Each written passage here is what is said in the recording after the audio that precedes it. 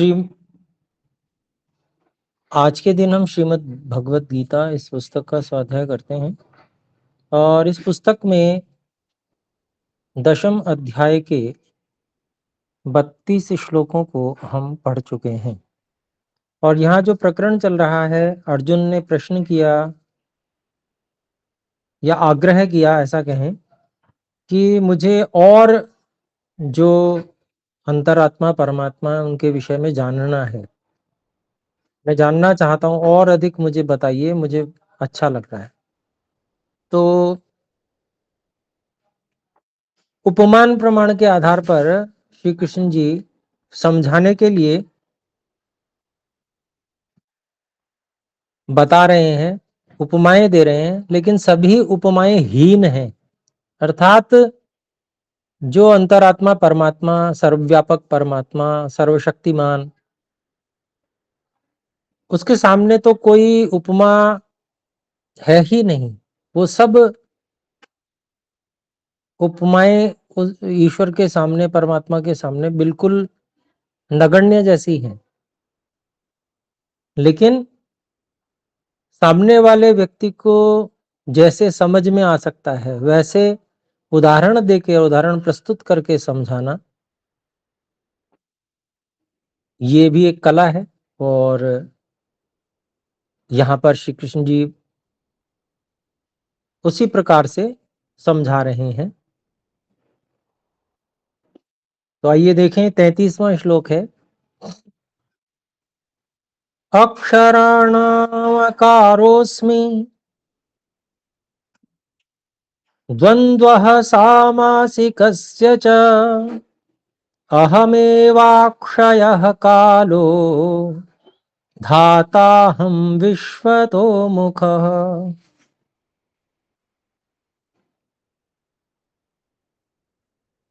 अक्षराणाम आकारः अस्मि, द्वन्द्वः सामासिकस्य च अहम एव अक्षयः कालः धाता अहम विश्वतः मुखः। इसका इस प्रकार से अन्वय है। अहम अक्षराणाम आकारः अस्मि, सामासिकस्य च द्वन्द्वः अस्मि, अहम एव अक्षयः कालः अस्मि, अहम विश्वतः मुखः धाता अस्मि। तो अहम यहाँ पर जो समाधिस्थ होकर परमात्मा को स्वयं में अनुभव करते हुए, स्वयं को भूले हुए के समान परमात्मा के लिए ही मैं का प्रयोग करते हुए, अंतरात्मा परमात्मा के लिए इस प्रकार से श्री कृष्ण जी जो व्यवहार कर रहे हैं, बता रहे हैं, तो उसमें कहते हैं अक्षरों में जो अंतरात्मा परमात्मा वो आकार के समान है। अर्थात सबसे प्रमुख अ है, क्योंकि जब हम अक्षरों को पढ़ते हैं तो उसमें आकार को साथ में जोड़कर बोला जाता है, व्यंजनों को। तो सबसे प्रमुख वर्ण आकार है। फिर समास होते हैं। समास का मतलब दो शब्दों को मिलाकर बोलना, लिखना, और उनकी अपनी अपनी अपना अपना जो विभक्ति है वो हट जाएगी और दोनों की मिलकर एक विभक्ति आ जाएगी, एक लिंग आ जाएगा। तो इस तरह से जो समास होते हैं संस्कृत भाषा में, अन्य भाषा में भी कुछ होते हैं, लेकिन मुख्य रूप से संस्कृत भाषा में ही समास है। तो बहुत सारे समास होते हैं, बहुव्रीहि समास, तत्पुरुष समास, द्वंद्व तत्पुरुष का एक भाग है, ऐसे ही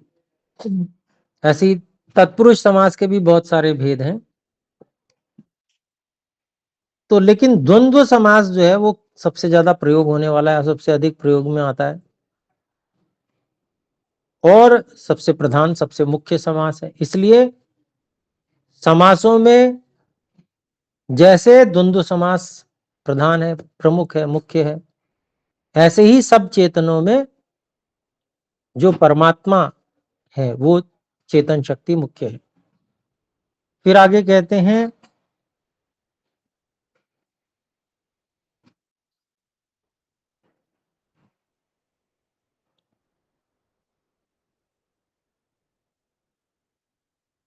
अहम एव अक्षयः कालः अस्मि।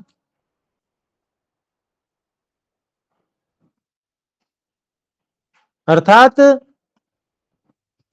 जो काल है, जो अक्षय काल है,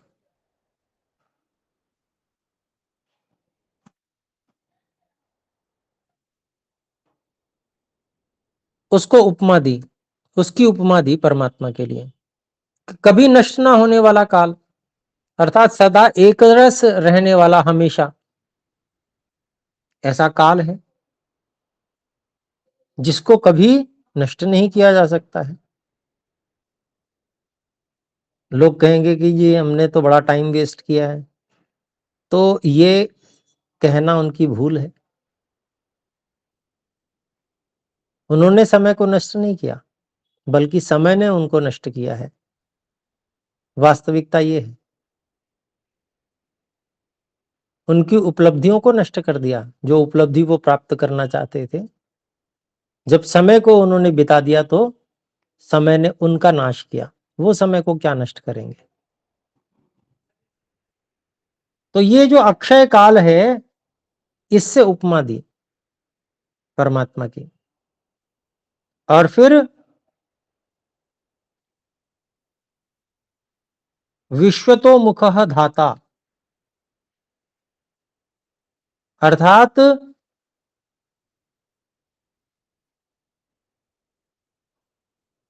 जो सबको देखने वाला और सबका धारण करने वाला,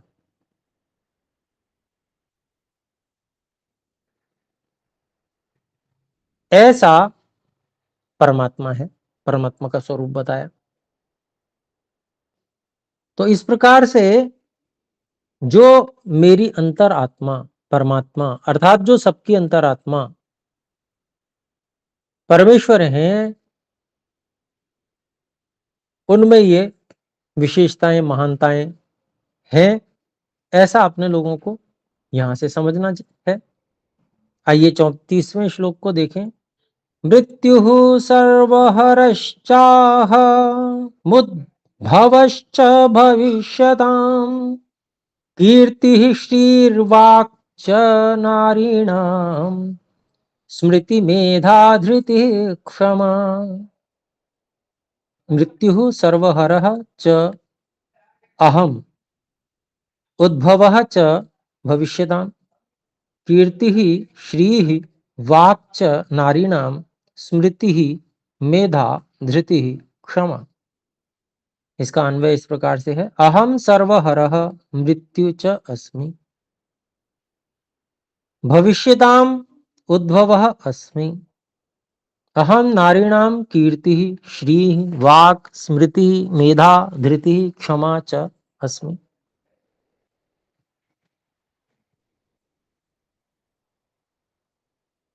तो अहम सर्वहरः मृत्यु च अस्मि। पहली बात कही कि ये जो मेरी अंतरात्मा परमात्मा है, सबकी अंतरात्मा है, जो यह ही सबका संहार करने वाले मृत्यु हैं। और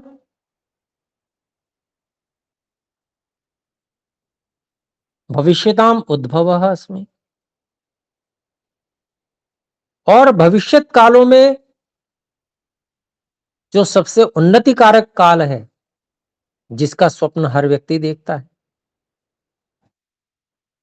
अर्थात भविष्य कालों में जो सर्वोत्तम है, ऐसे ही सब चेतनों में जो सर्वोत्तम है वो परमात्मा, सबकी अंतरात्मा जो आत्मा है परमात्मा है। फिर कहते हैं नारीणाम कीर्ति ही श्री ही वाक स्मृति मेधा स्मृति क्षमा, अर्थात स्त्रीलिंग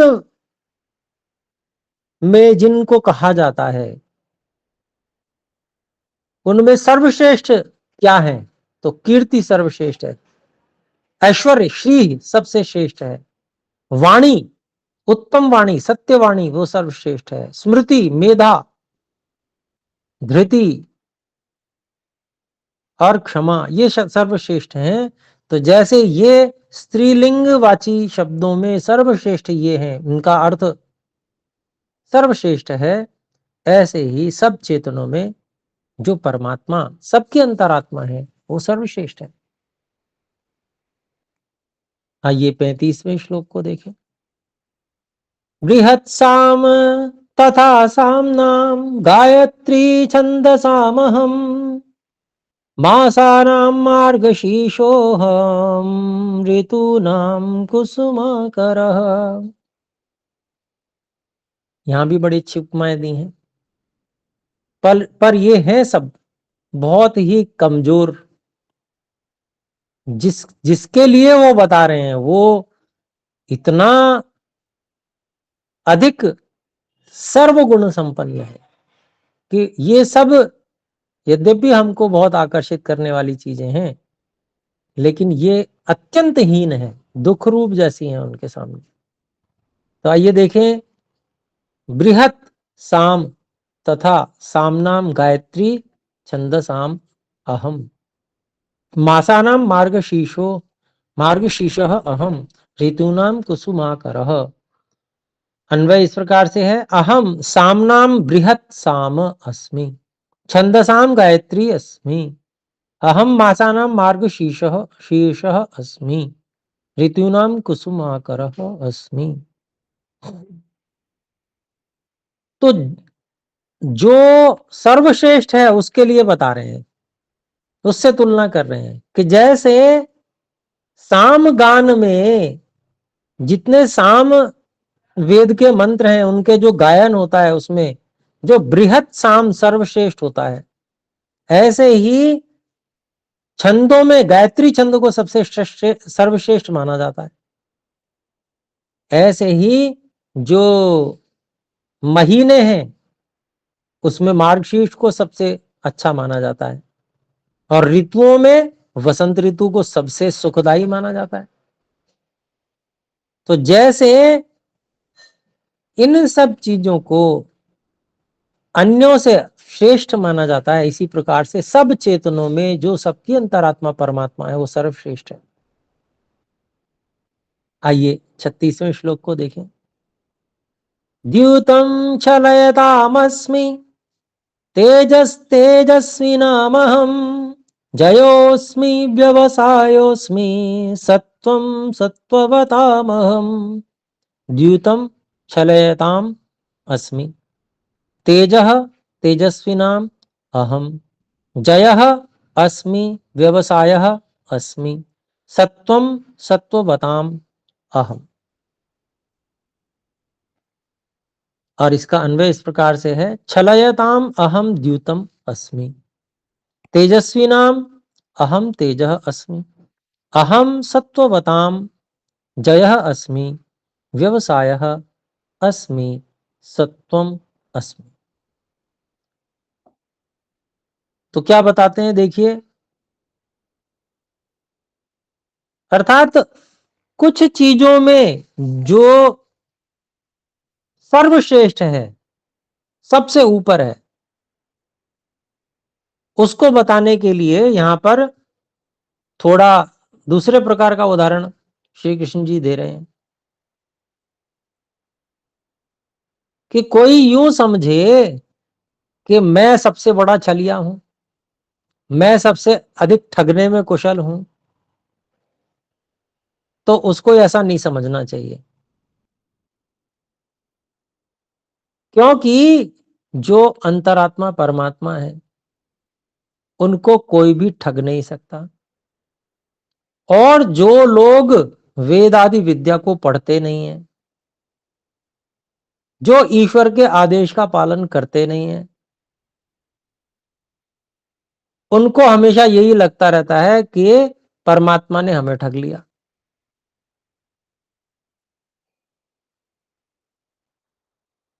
तो अभिप्राय क्या है? यद्यपि परमात्मा किसी को ठगते नहीं है, छल नहीं करते हैं, लेकिन लोगों को लगता है अपनी अविद्या के कारण से, अपनी मूर्खता के कारण से, कि परमात्मा ने हमें ही बेवकूफ बना दिया। तो अभिप्राय क्या है कि ईश्वर क्योंकि सर्वशक्तिमान और सबसे अधिक, सब कार्यों में सबसे अधिक निपुण, सबसे अधिक सर्वज्ञ हैं, तो इसलिए अगर कोई इस प्रकार की मिथ्या धारणा बना के रखता है कि मैं सबसे बड़ा जो है चालाक व्यक्ति हूं, तो उसकी चालाकी कुछ भी नहीं है ईश्वर के सामने। ये अभिप्राय हुआ। फिर आगे तेजस्वी नाम अहम तेजः। जो तेजस्वी लोग हैं उनमें सबसे तेजस्वी परमात्मा है। और फिर कहते हैं सत्ववताम जयः अस्मि।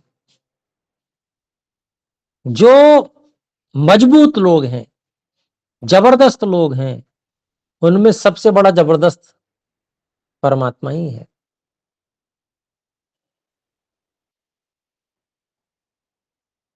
ऐसे ही कहते हैं कि जो दृढ़ निश्चयों में सबसे अधिक दृढ़ निश्चय परमात्मा का है, और सबसे अधिक बलवान और मजबूत वो भी परमात्मा ही है। तो ये जो अनेक उदाहरण देकर जिस भी प्रकार से हो सके कि कोई जैसे भी समझ सके उसको समझाने का और तरीका, ये श्री कृष्ण जी की विशेषता है। आइए देखें 37वें श्लोक कर को। वृष्णीनां वासद वासुदेवोऽस्मि पाण्डवानां धनञ्जयः मुनीनामप्यहं व्यासः कवीनामाशु न कविः। तो यहां पर भी जो अपनी अंतरात्मा परमात्मा है, अर्थात जो सबकी अंतरात्मा सर्वव्यापक परमात्मा है, उनकी उनकी सर्वश्रेष्ठता को यहां पर प्रकट कर रहे हैं। वृष्णी नाम वासुदेव अस्मि, ये मैं अन्वय पढ़ रहा हूं। पांडवा नाम धनंजय अस्मि, अहम मुनीनाम अपि व्यासः अस्मि, और कवि नाम उशना कवि अस्मि। तो कहते हैं कि भाई वृष्णि वंश के जो लोग हैं उनमें जो सर्वश्रेष्ठ है वो कृष्ण है। तो कहते हैं कि मेरी अंतरात्मा परमात्मा, जो सबकी अंतरात्मा परमात्मा, सर्वव्यापक परमात्मा जो है, वो जैसे वृष्णि वंश वालों में कृष्ण सर्वश्रेष्ठ है, ऐसे ही परमात्मा सब चेतनों में सर्वश्रेष्ठ हैं। जैसे पांडवों में अर्जुन सर्वश्रेष्ठ हैं, सबसे सर्वश्रेष्ठ धनुर्धर हैं, ऐसे ही सब चेतनों में परमात्मा सर्वश्रेष्ठ हैं। फिर कहते हैं मुनियों में, जितने मुनि उस समय उपलब्ध होंगे उनमें जैसे सर्वश्रेष्ठ मुनि व्यास हैं, तो इसी तरह से सब चेतनों में सर्वश्रेष्ठ चेतन परमात्मा है। ऐसे ही जो विद्वान हैं, कवि हैं, उनमें अनेक प्रकार के कवि हो सकते हैं। कोई वीर रस का कवि हो सकता है, कोई और भी अनेक प्रकार का, हास्य रस का होगा, कोई श्रृंगार का होगा, लेकिन उनमें सब में जो कवि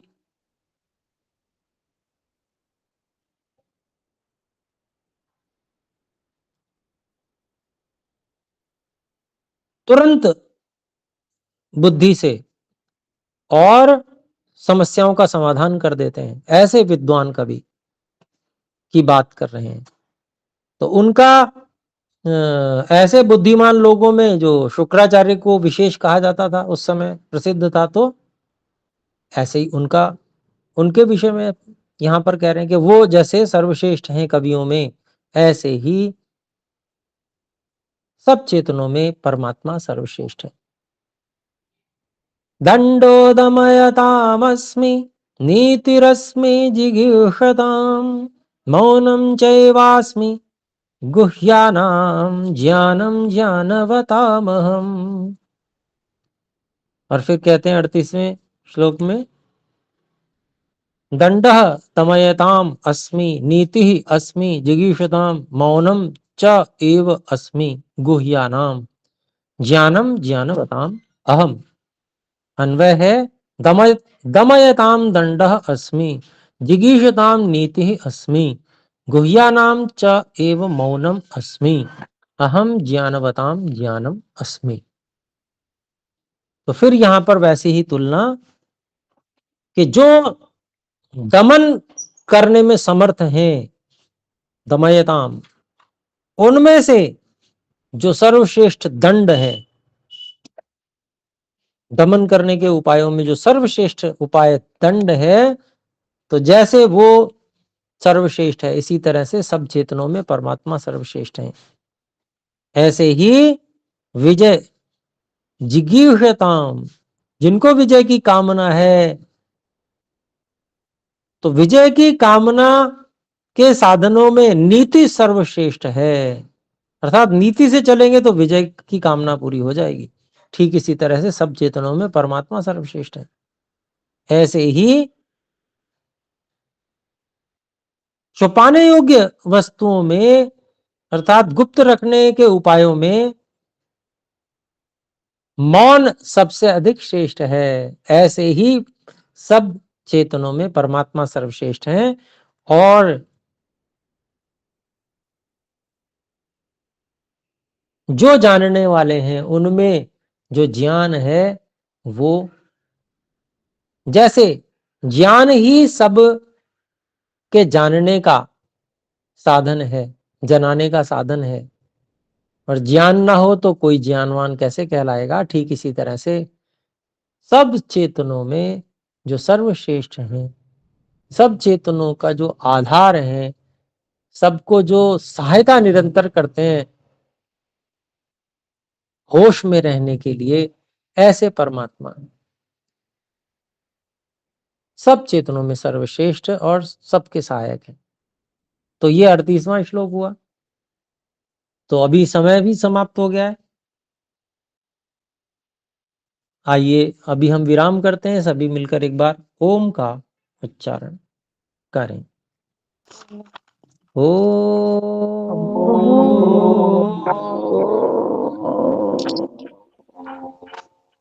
सभी को सादर नमस्ते जी। धन्यवाद गुरु जी। धन्यवाद जी, नमस्ते जी।